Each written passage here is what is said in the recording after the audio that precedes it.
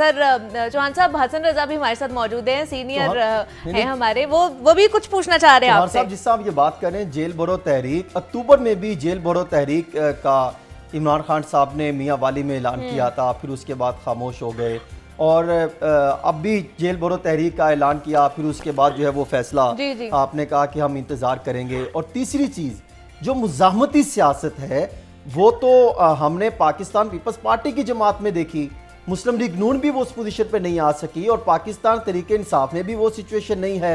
हमने 25 मई को सिचुएशन देखी। तो आप ये किस तरीके से, आपकी क्या प्लानिंग होगी जेल भरो तहरीक में? उसमें तो जमानतें मनसूख करवानी पड़ती है, कोड़े भी पड़ते हैं।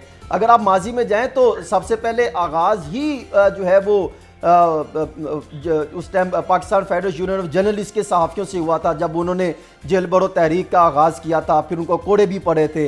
तो आप ये तरीके इंसाफ इस पोजीशन पे आ सकती है?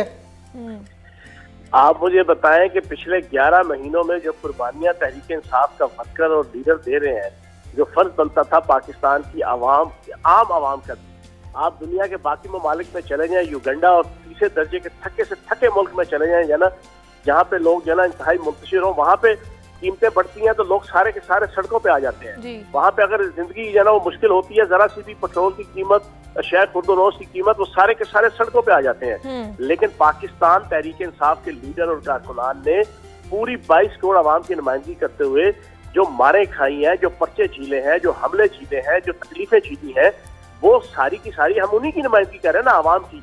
अब कल मैंने अपने हल्के में बहुत बड़ी रैली की और पीटीआई के सैकड़ों कारकुनान जो ना वो शामिल हुए। आवाम की नुमाइंदगी फिर हमने की ना, और कर रहे हैं। और ये पर्चे, मार धाड़ सारा, तो आइंदा भी इंशाल्लाह पाकिस्तान के लिए, पाकिस्तान की आवाम के लिए सब कुछ करेंगे इंशाल्लाह।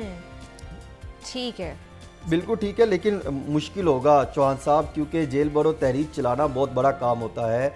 बड़े बड़े लीडरान हमने देखे कि वो जेल भरो तहरीक से भागते दिखाई दिए। हाँ, काजी हुसैन अहमद साहब थे जमात इस्लामी के, जब जेल भरो तहरीक का ऐलान किया था। उसके बाद MRD में पाकिस्तान पीपल्स पार्टी ने 1983 में जेल भरो तहरीक का आगाज़ किया था, फिर 84 में गए, फिर 85 में जाके जो है वो इंतखाबात की तरफ गए। जेल भरो तहरीक चलाना कोई आसान काम नहीं है।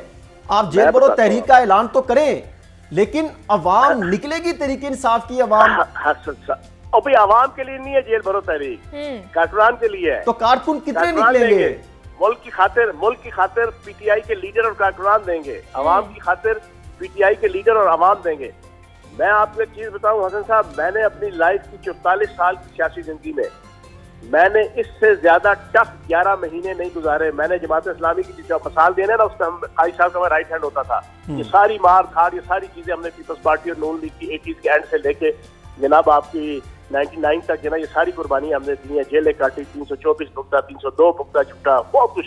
लेकिन जो 11 महीने इमरान खान साहब की क़यादत में अब हमने जिद्दोजहद की है, ये पाकिस्तान की तारीख नहीं, दुनिया की सियासी तारीख में सुनहरे हरूफ से लिखा जाएगा कि जब माशाल्लाह से भी बदतर माशाल्लाह इस पाकिस्तान के अंदर यहाँ पे मीडिया कंट्रोल किया गया, यहाँ पे सेंसरशिप है, प्रेस कॉन्फ्रेंस हमारी नहीं दिखाई जाती, हमारा पॉइंट ऑफ व्यू प्रॉपर तरीके से नहीं दिखाया जाता, हमारा कोई बंदा बात कर लेता है तो तौहीन बिलावल और तौहीन गद्दारी और तौहीन फलाह के नाम से गिरफ्तार कर लिया जाता है। लोगों की जाती जिंदगियों के हवाले से जो नंगापन और जो जलालत से उन्होंने नहीं, तो तहरीके इंसाफ के दौर में चौहान साहब कौन से अकाब के पार लगे हुए थे? उस वक्त भी आपने साफियों को ऐसे ही जो है उन पर जुल्म ढाए गए, उस वक्त भी आपने सियासतदानों को गिरफ्तार किया, उस वक्त भी तकरीबन आपने जो है करप्शन के केसेस बनाए, करप्शन और बदजाती के इल्जाम में पकड़े जाते थे। उस वक्त भी आपने गद्दारी के 124A के मुकदमात लगाए, आज भी 124A के मुकदमात लगे गद्दारी के। उस वक्त जो है तरीके इंसाफ की हुकूमत थी, और तरीके इंसाफ की हुकूमत थी तो वहां पर बाकायदा तहरीक लेकर आए थे कि सेनेट पे उसमें ऐवान के अंदर कि आप 124A को खत्म किया जाए। तरीके इंसाफ 124 से गद्दारी की इस शिक की मुखालफत की थी कि नहीं हम इसे खत्म कर सकते। बात तो सुन ले, आपकी इत्तला के लिए अर्ज है कि पहली चीज तो ये है कि नैब की जितनी एक्टिविटीज थी वो करप्शन के केसेस थे, लेकिन वो केसेस भी सारे जहां से हैंडल हो रहे थे, मुझे बताने की जरूरत नहीं है। वो शहजाद अकबर साहब आपके थे, शहजाद अकबर साहब आप ही के थे ना, आप ही प्रेस कॉन्फ्रेंस करते थे, आप खुद भी बैठ के कई प्रेस कॉन्फ्रेंस करते थे। सवाल ये है जितने केसेस उनके खिलाफ आपके पास $1 की करप्शन के थे, अब तो जनाब ये होता है कि आपने बयान मान तो दे गए, दिया, हम आपकी बात मानते हैं चौहान साहब, हम आपकी बात मानते हैं, भुट्टो के खिलाफ भी बयान दे दिया, हम आपकी बात मानते हैं के खिलाफ बयान क्यों दे कि दिया? अरबों रुपए अब के तो इसके ऊपर करप्शन पकड़े के जाते हैं ना। इल्जामात आप लगाते रहे, लेकिन सुने तो सही, आप जो कह रहे हैं कि अरबों रुपए के करप्शन के इल्जामात लगते रहे, जी।